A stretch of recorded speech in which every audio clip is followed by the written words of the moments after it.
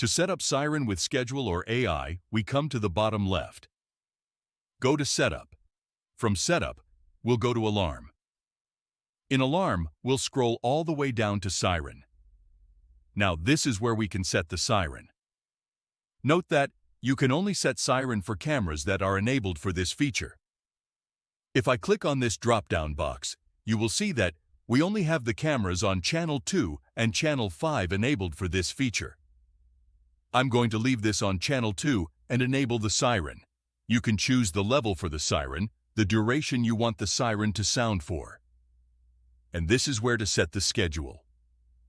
If you click on Schedule, now you can set the Siren for different types of detection, like motion, face detection, human and vehicle, and all of that. Let's say you want to set the Siren to be active, or to go off when a motion is detected by that camera. You'll leave it on motion, and turn on the motion switch. If you want the Siren activated, say for example, you want it activated all day, every day, 7 days of the week, you just have to select everything. Click on Save, and once it's done saving, go back and click on Apply. Now whenever motion is detected by that camera, the Siren will go off.